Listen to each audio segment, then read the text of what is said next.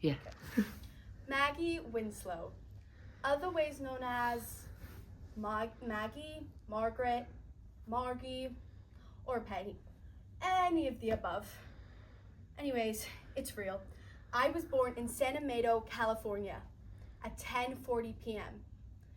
I don't really know what they were for or against, really. Just each other.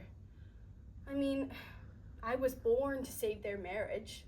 When my father came to pick my mother up from the hospital, he said, well, I thought this was gonna help. But I guess it didn't.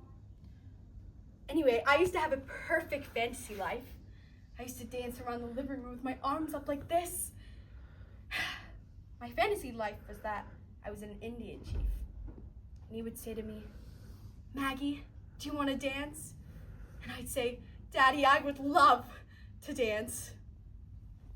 Okay, well done, thank you. Oh. Sorry. Okie doke. Positive comments. Alfie? Your intonation was very, I don't want to use the bad word, but your intonation was well done, because there were bits, especially when like you're talking about dancing in the living room and you had your hands like this, you went like high pitched and you sped it up, and then another example when you're talking about your parents' marriage and how you being born didn't save it, you sort of like dropped down and you sort of slowed down and had to like process that actually happened. Mm-hmm. Good, yeah, lovely, thank you. It was very clear. I could understand everything you said. Clear diction. Anybody else?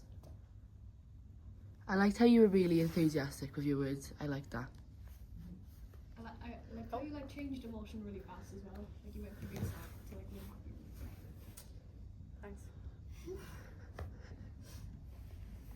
Courtney, any comments?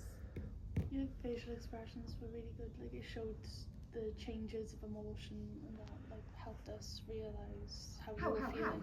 How?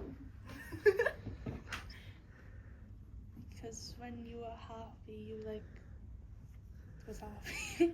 To what? When I was happy. I thought she said, when you were happy, you did that. And I was like, you can't say that to the examiner. She did this and then do an impression. So when you were happy, you were happy. And how did she show her happiness, Courtney? Like you raised your eyebrows a bit. I don't know if you noticed. Yeah, like opening of the face, isn't it? So the like wide eyes, you know, like an openness there to show the kind of like the happy emotion, I suppose. Yeah, I thought there were some nice changes of tone there. And for instance, when you were doing Dad's voice, as it were, it wasn't an impersonation, but you dropped your larynx so that there was like the lower tone to show that you were kind of like saying, oh, you know, Dad, it's what he said. I can't remember what he did say, but nevertheless. Yeah.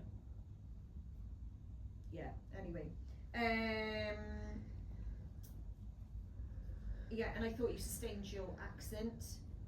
Father is a hard one, yeah? It's so hard. Yeah. Because of all the open vowels and then the on the father. I do it so bad. It's one I struggle with as well. It's like there's some like that to get that kind of naturalness about it, because it's sort of like it's so open in the mouth. That's why it's so tricky. And I thought the pace of it worked nicely. You know, she was chirpy, and but then there was little dropbacks when you needed to have those kind of more thoughtful moments. So you kind of like just slowed it down and sort of dropped the tone of it. So that worked really nicely. Any things for Ella that we could say perhaps work on?